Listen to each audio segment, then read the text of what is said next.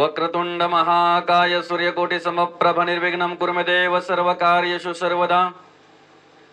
या कुंदेन्तु शारर्धवलया शुभ्रवस्त्राव्रता, या विनावरदण्डमण्डितकरा, या श्वेतपद्मासना, या ब्रह्माच्युतशङ्करा प्रभृति देवे सदा वन्दिता। सामन्पातो सरस्वती भगवती निशेष जाड्यपहा।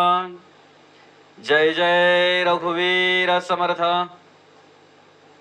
पांडुरंग परमात्म्याच्या चरणी नतमस्तक होऊन श्री गणेशाला वंदन करून, सर्व संतांना नमस्कार करून, श्री सद्गुरु चरणी शिरसाष्टांग नमस्कार घालून आजच्या या सेवेच्या 118व्या भागाला आपण सुरुवात करत आहोत. आतापर्यंत आपण 117 भाग श्रवण केलेले आहेत आणि आजचा जो भाग आहे तो भाग क्रमांक 118. आपण 117व्या भागामध्ये चिंतन केलं क्रोध ह्या विषयावर. आपण चिंतन करत आहोत दासबोधातील पहिल्या दशकातील पहिल्या समासातील अभिमाने उठे मत्सर मत्सरे तिरस्कार पुढे क्रोधाचा विकार प्रबळे बळे या ओवीवर आपण चिंतन करत आहोत. या ओवीवर चिंतन करत असताना अभिमान या विषयावर आपण चिंतन केलं, मत्सर या विषयावर आपण चिंतन केलं, तिरस्कार या विषयावर आपण चिंतन केलं.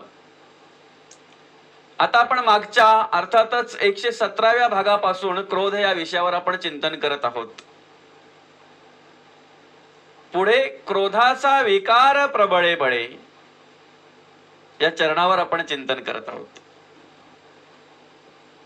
आपण बघितलं की माणसाच्या पिंडामध्ये एकदा काय अभिमान आला की अभिमाने उठे मत्सर, मत्सर निर्माण होतो, तिरस्कार निर्माण होतो आणि मग त्या ठिकाणी क्रोध जागृत होतो, त्या ठिकाणी क्रोध निर्माण होतो. आणि एकदा काय माणसाकडे क्रोध आला की माणसाचं रूपच बदललं जात आहे. म्हणजे देवासारखा वागणारा माणूस, देवासारखा राहणारा माणूस, देवासारखा दिसणारा माणूस पण एकदा रागाने भरला की तोच माणूस वेगळ्या रूपामध्ये, अर्थातच त्या ठिकाणी मग दैत्याचं रूप दिसतंय, मानवाचं रूप दिसत नाही तर दानवाचं रूप त्या ठिकाणी दिसतंय आणि त्या रूपामध्ये त्याचं रूपांतर होत आहे. ती कर्म त्या ठिकाणी उभी राहतात, ते विचार त्या ठिकाणी उभे राहतात. समर्थ म्हणतात पेरले ते उगवते, बोलण्यासारखे उत्तर येते, तरी मग कर्कश बोलणे ते काय निमित्त. आपल्याला माहिती आहे जर आपल्याला चांगलं खायला पाहिजे किंवा चांगलं उगवावं असं वाटत असेल तर जे बी पेरणार आहेत आपण तेच उगवणार आहे. मग चांगलं पाहिजे तर चांगलंच पेरलं पाहिजे. चांगलं बीज जर आपण पेरलं तर ते आपल्याला त्याची फळं चांगलीच मिळणार आहेत. एरंडा आणि धोत्रा जर आपण लावला तर तेथून आपल्याला चिकू पेरू कसे मिळतील. ज्या पद्धतीचं बीज आपण पेरणार आहे त्याच पद्धतीचं आपल्याला फळं मिळणार आहेत किंवा त्याच पद्धतीचे ते पुढे आपल्याला रोपटं पाहायला मिळणार आहे. तसंच संतांचं म्हणणं असं आहे, समर्थांचं म्हणणं असं आहे की बोलण्यासारखे उत्तर येते तरी मग कर्कश बोलणे ते काय निमित्त. मग जर बोलण्यासारखं जर उत्तर माणसाला अनुभवायला मिळतंय किंवा पाहायला मिळतंय त्या ठिकाणी तर मग कर्कश बोलणे ते काय निमित्त. कर्कश का बोलावं मग आपण. अरे बोलता कारे येते, बोलण्यासारखे उत्तर येते. आपण इकडने अरे बोललो की तिकडनं कारे येत आहे, पण आपण अहो म्हणून जर बोललो तर तिकडनं काहो म्हणून लगेच उत्तर येत आहे. आदरार्थी शब्दाने जर आपण बोललो, आदर अर्थाने जर आपण त्याला बोललो तर तोही आदर अर्थानेच आपल्याला बोलणार आहे. मग माणसाच्या मनामध्ये, माणसाच्या पिंडामध्ये एकदा काही राग आला, द्वेष आला, क्रोध आला की त्याची भाषाही बदलली जाते, त्याचा पाहण्याचा दृष्टिकोन बदलला जातो, त्याचं बोलणं बदललं जात आहे, त्याची कर्म बदलली जातात. आणि हे घडू नये, हे बदलू नये म्हणून समर्थ म्हणतात की बाबा रे अखंड आपण संतांचं स्मरण ठेवलं पाहिजे, संतांचं चरित्र आपण, संतांचं वाङ्मय श्रवण केलं पाहिजे. त्या ठिकाणी जर आपण विचार केला संतांच्या चरित्राचा तर संतांवर अनेक वेळा असे काही प्रसंग आले, संतांच्या आयुष्यात सुद्धा अनेक वेळा अशा काही घटना घडल्या की त्या घटनांचा अभ्यास जर आपण केला तर संतांकडे राग येण्यासारख्या घटना, संतांकडे क्रोध निर्माण होण्यासारख्या घटना अनेक वेळा संतांच्या आयुष्यात घडल्या. पण मात्र त्यांच्याकडे कधी क्रोध आला नाही, त्यांच्याकडे कधी राग आला नाही. आपण जगद्गुरु तुकाराम महाराजांच्या चरित्रामध्ये पाहतोय की ते मंबाजी जे होते त्यांनी काय केलं होतं, संपूर्ण मंदिराच्या सभोवताली काट्या टाकल्या होत्या आणि महाराजांना प्रदक्षिणा मारायला त्रास होत होता म्हणून त्या काट्या त्यांनी बाजूला काढल्या. मंदिराच्या बाजूला ज्या मंबाजीने काट्या टाकलेल्या त्या काट्या महाराजांनी बाजूला काढल्या आणि ते ज्या वेळेला त्या मंबाजीला कळलं त्यावेळेला त्याने काय केलं तर सगळ्या काट्या महाराजांच्या पाठणात फोडल्या. जगद्गुरु तुकाराम महाराजांच्या पाठीमध्ये त्या मंबाजीने सगळ्या काठ्या फोडल्या. राग येण्यासारखं महाराजांच्या आयुष्यात अनेक असे प्रसंग घडले, क्रोध येण्यासारखे अनेक असे प्रसंग महाराजांच्या आयुष्यात घडले, पण संतांना कधी राग आला नाही, संतांना कधी क्रोध आला नाही, त्याला प्रत्युत्तर केलं नाही, त्या काट्या उलट त्यांनी भिरकवल्या नाही त्याच्याकडे.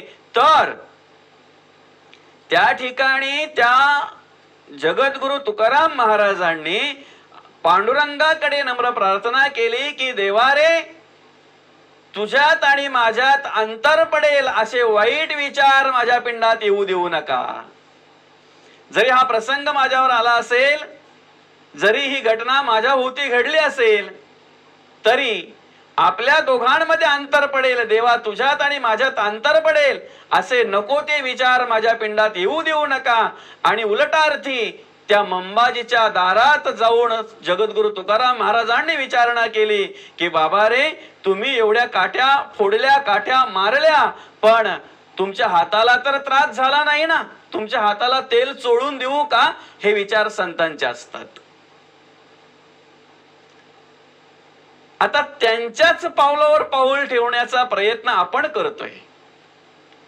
जगद्गुरु तुकाराम महाराजांच्या पावलावर पाऊल ठेवण्याचा विचार आपण करतोय, त्यांच्या मार्गाने जाण्याचा विचार आपण करतोय.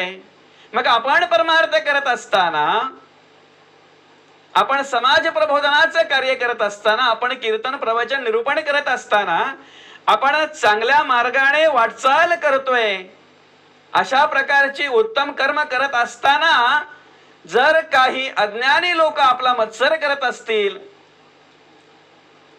जर काही वाईट विचाराची लोक आपला मत्सर करत असतील, तर त्या ठिकाणी सुद्धा आपल्याला आपण कसं राहावं ते ज्ञान संतांच्या कृपेने आपल्याला प्राप्त झालेलं आहे. आता त्यांचा दृष्टिकोन असा होत असेल की आम्ही एवढा त्रास देतोय, आम्ही एवढा मत्सर करतोय, तरी सुद्धा हे सहन करतात म्हणजे कमजोर आहेत की काय? ऍक्च्युली परमार्थिक माणूस किंवा देवाचा भक्त कधीच कुठल्या गोष्टीमध्ये कमजोर नसतो. तर तो अशा वेळी जे नम्रतेत उभे राहतो ना, तो त्याच्यावर केलेले संतांच्या कृपेने झालेले संस्कार असतात, त्याच्या आईवडिलांच्या कृपेने किंवा त्याच्या आईवडिलांनी त्याच्यावर केलेले चांगले संस्कार असतात. म्हणून तो प्रत्युत्तर करत नाही, वाद घालत नाही, विवाद होईल असा विचार त्या ठिकाणी करत नाही. आता थोडासा जर आपण विचार केला तर बघा, आपण युट्यूबला अनेक कीर्तन श्रवण करतो, अनेक प्रवचन श्रवण करतोय, पण काही असे मोठमोठे अभ्यासू महाराज आहेत की त्यांच्या पुढे आपण बसू पण शकत नाही. ज्ञानाने जर पाहायला गेलं तर त्यांच्या पुढे आपण बसू शकत नाही, एवढे महान आणि एवढे उच्च ज्ञान असते त्यांना. पण त्यांच्याविषयी सुद्धा काही अज्ञानी लोक, काही मत्सरी लोक वेगवेगळ्या कमेंट करतात. हे वेगवेगळ्या प्रकारचे कमेंट करून हे कुठल्या विचाराची माणसं आहेत ना, हे जगाला ते दाखवून देत असतात. मग त्यांना असं वाटत असेल की एवढे मोठे महाराज आहेत, ते आपलं ऐकून घेतात, गप्प बसतात. हे गप्प का बसतात, ऐकून का घेतात, नम्रतेने त्या ठिकाणी ते का कार्य करतात? कोणी निंदा अथवा वंदा स्वहित आमचा धंदा, परमार्थ करणे हा आमचा धंदा आहे, देवाचं स्तवन करणे हा आमचा धंदा आहे. तुम्ही निंदा अथवा काही करा, पण आम्ही गप्प का बसतो? हे आमच्यावर आमच्या आई वडिलांनी केलेले चांगले संस्कार आहेत. हे आमच्यावर संतांच्या कृपेने आम्हाला प्राप्त झालेले चांगले संस्कार आहेत. आणि ज्या ठिकाणी हे चांगले संस्कार दिसतात ना, त्यांचं दर्शन होत आहे ना, त्या ठिकाणी क्रोध नाही, राग नाही, अभिमान नाही, मत्सर नाही, तिरस्कार नाही, तर अखंड नम्रतेने कार्य चालू असतं. अखंड नम्रतेने ते कार्य करत असतात. माऊली ज्ञानोबांना त्रास झाला नाही का? लोकांनी पुष्कळ त्रास दिला, भरपूर त्रास दिला. त्यावेळेच्या जर काही आपण त्यांच्या चरित्रातल्या जर घटना बघितल्या तर आज आपली तळपाय जाग मस्तकाला जाते की अरे काय काय विचाराची लोक असतील त्यावेळची, की त्यांच्या आई वडिलांना देहांत प्रायश्चित्ताची शिक्षा त्या लोकांनी त्यांना सांगितली. म्हणजे त्यांच्या मुलांना त्या समाजामध्ये राहता यावं, समाजामध्ये मान मिळावं, मानपत्र मिळावा, समाजाने स्वीकारावं म्हणून आई वडिलांनी देहांत प्रायश्चित्ताची शिक्षा भोगली. हे काय कमी त्रास झाला का हो? त्याच्याही नंतर समाजाने स्वीकारलं नाही तर उलट त्रास सुरू केला, त्रास देण्याचा प्रयत्न केला. अनेक प्रसंग असे आपल्याला अनुभवायला मिळतात, अनेक प्रसंग आपल्याला पाहायला मिळतात. आणि त्यावेळेला ज्या वेळेला असे अनेक प्रसंग त्यांच्यावर आले आणि आपल्याला त्या चरित्रामध्ये पाहायला मिळतंय किंवा कधीतरी एक कीर्तन श्रवण होते, कीर्तनातून प्रवचनातून श्रवण होते, निरूपणातून श्रवण होतंय की ताटी बंद करून ज्या वेळेला ज्ञानोबा बसले त्या वेळेला त्या मुक्ताईने उपदेश केला, तमोगुण मागे सारा, ताटी उघडा ज्ञानेश्वरा. तुम्ही रागाने गेलेले आहेत, तुम्ही क्रोधाने गेलेले आहेत, तुमच्याकडे जो काही तमोगुण आलेला आहे, आपल्याला जगाचा उद्धार करायचा आहे.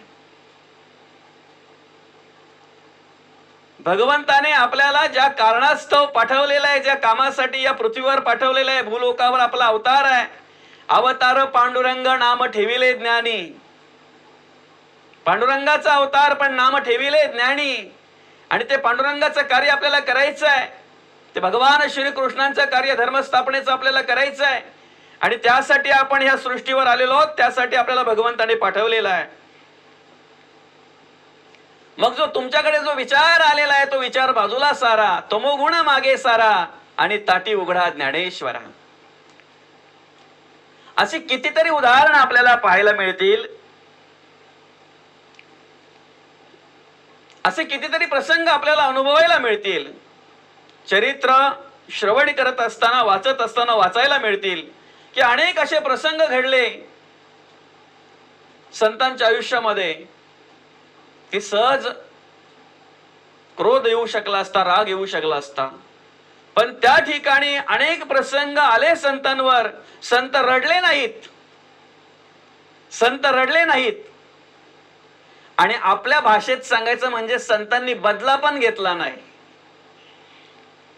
हो, मस्त एक विचार संतांनी दाखवला की अरे बदला घेण्यात काय मजा आहे. बदला घेण्यात मजा काय आहे?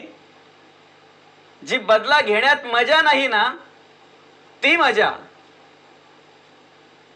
समोरच्या माणसाच्या विचारामध्ये बदल घडवून आणण्यात मजा आहे.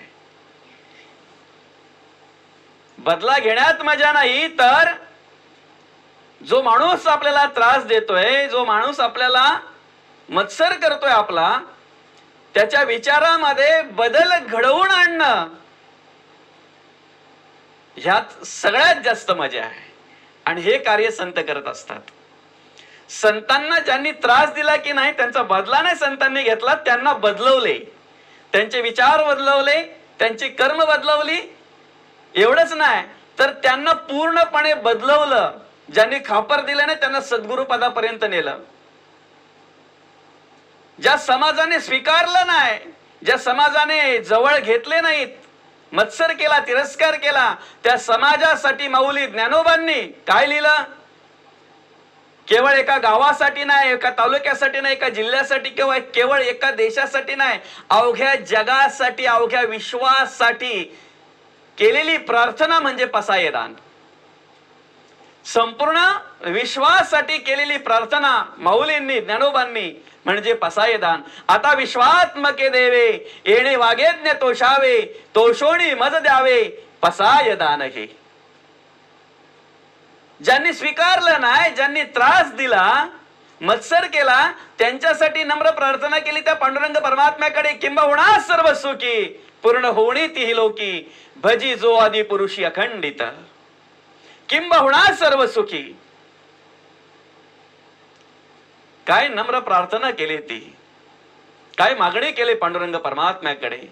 दुरितांचे तिमिर जाओ विश्व स्वधर्म सूर्य पाहो जो जे वांछिल तो ते लाहो प्राणी जात. हे कार्य संतांचं आहे आणि अशा प्रकारे संत कार्य करत असतात. अशा प्रकारचं कार्य संत करत असतात. म्हणून या ठिकाणी संतांनी एक जाणीव करून दिलेली आहे की अरे संत रडले नाहीत तर ज्या समाजाने त्यांना त्रास दिला, ज्या समाजाने त्यांचा मत्सर केला, त्या समाजामध्ये बदल घडवण्याचं काम संतांनी केलं. आणि माणूस कशात गुंततोय माहितीये का? बदला घेण्यात गुंततोय. शेवटी कित्येक पिढ्या गेल्या, लोक मरोमोरो जाती वडिले गेली ही प्रचिती. जरा एखाद्याने कोणी त्रास दिला बस का माणसाला असं वाटतं त्याचा बदला मी कधी घेतोय. असा बदला घेता घेता पिढ्यानपिढ्या गेल्या पण सुधारणा नाही झाली. त्यात सुधारणा घडावी म्हणून संत चरण महत्वाचे, संतांचे विचार महत्वाचे, संतांचा संग महत्वाचा आहे. सुधारणा घडावी म्हणून माणूस बदला घेतोय. संत काय करतात? विचार बदलवतात, कर्म बदलवतात, कार्य बदलवतात, नवे नवे माणसामध्येच बदल घडवतात. एवढं सामर्थ्य संतांकडे असतंय, एवढं सामर्थ्य संतांमध्ये असतंय. आणि त्याच संतांच्या पावलावर पाऊल ठेवण्याचं काम आपण करतोय.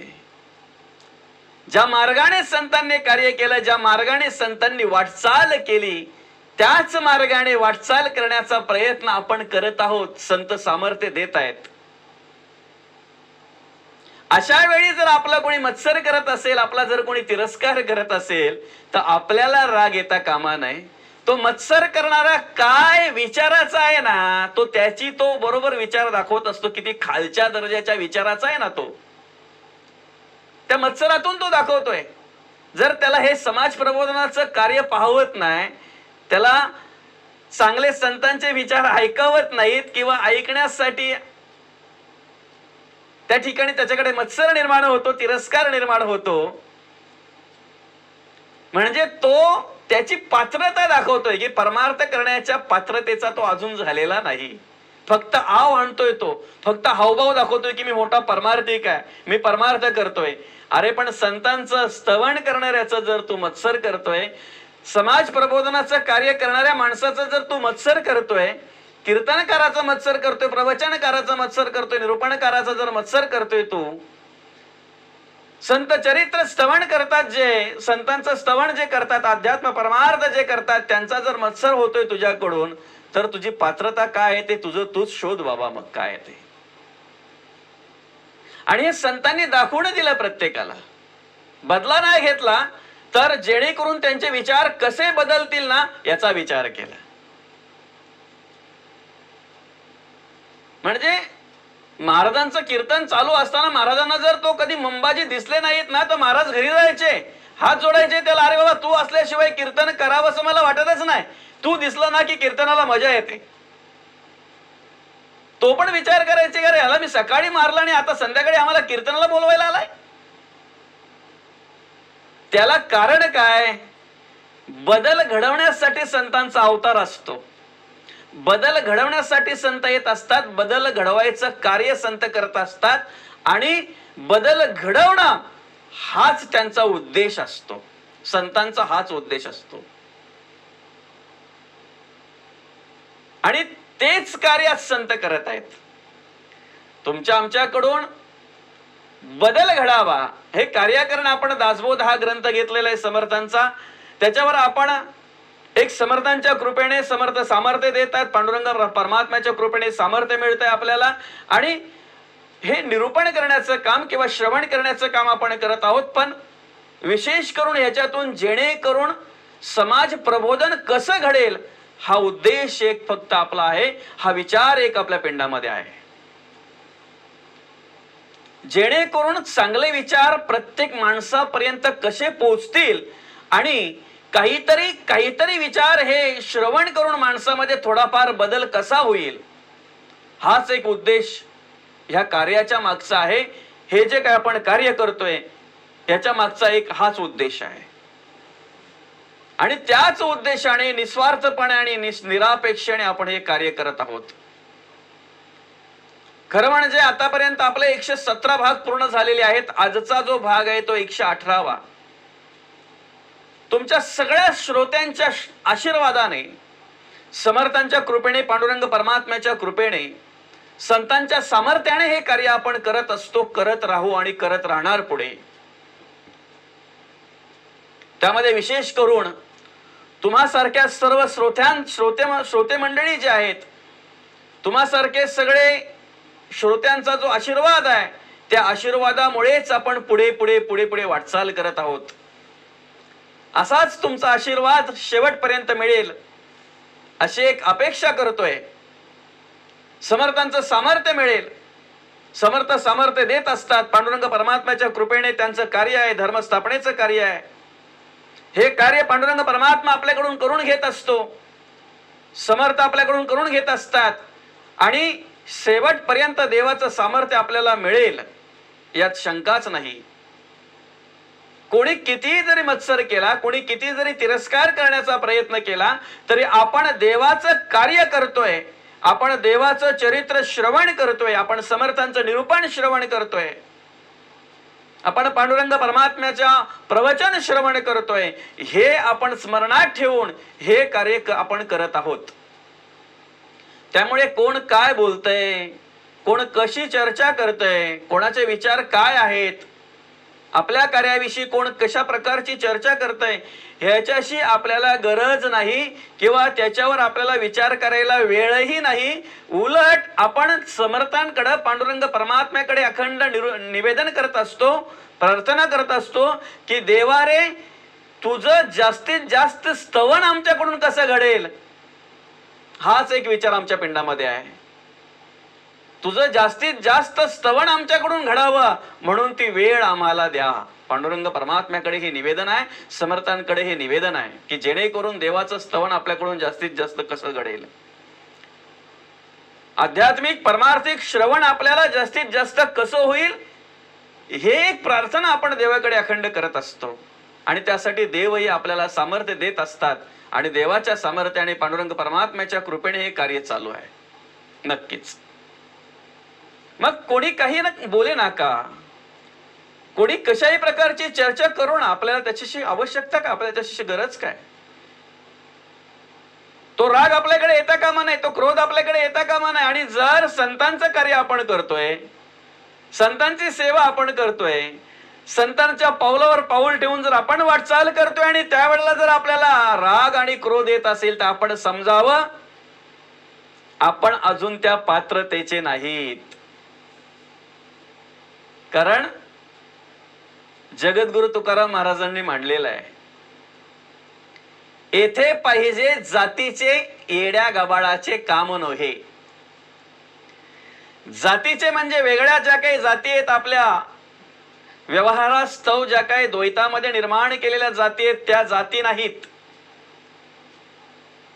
येथे पाहिजे जातीचे म्हणजे परमार्थी जातीचे, अध्यात्म जातीचे, संत विचाराकडे जे आहेत, संतांच्या विचाराप्रमाणे जे चालणारे आहेत, परमार्थिक विचाराप्रमाणे जे चालणारे आहेत, देवाला आवडतील अशी कर्म ज्यांच्याकडून घडतात, असे पाहिजेत परमार्थ करण्यासाठी, असे पाहिजेत धर्मस्थापनेच्या कार्यासाठी.